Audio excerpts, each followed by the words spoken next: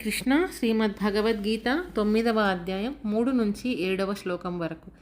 అశ్రద్ధధానః పురుషాః ధర్మస్యాస్య పరంతప అప్రాప్య మాం నివర్తంతే మృత్యు సంసారవర్త్మని.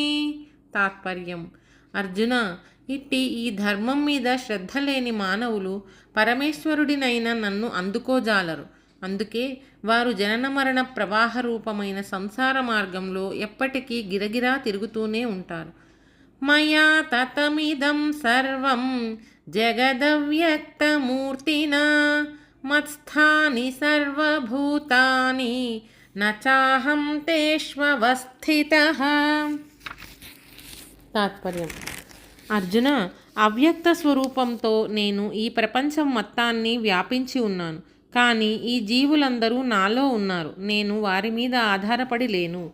నచ మత్స్థాని భూతాని పశ్య మే యోగమైశ్వరం భూతభృన్న చ భూతస్థః మమాత్మా భూత భావనః.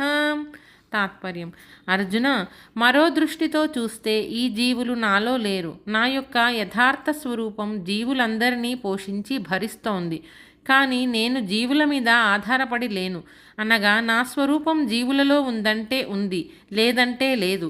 ఈశ్వరాత్మకమైన నా యోగ వైభవాన్ని అర్థం చేసుకో. యథాకాశస్థితో నిత్యం వాయుః సర్వత్ర గోమహాన్ తథా సర్వాణి భూతాని మత్స్థానీత్యుపధారయ. తాత్పర్యం: అర్జున, అన్ని వైపులా వ్యాపించి బాగా పెద్దదిగా ఉన్న వాయుమండలం ఆకాశం మీద ఆధారపడి ఉన్నట్లుగా సమస్త జీవులు పరమాత్మనైన నా మీద ఆధారపడి ఉన్నారని అర్థం చేసుకో. సర్వభూతాని కౌంతేయ ప్రకృతిం యాంతి మామికాం కల్పక్షయే పునస్తాని కల్పాదౌ విసృజామ్యహం.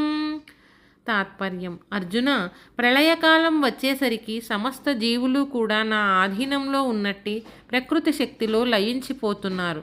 మళ్ళీ సృష్టి ప్రారంభమయ్యేసరికి ఆ జీవులనే నేను మళ్ళీ సృష్టి చేస్తున్నాను.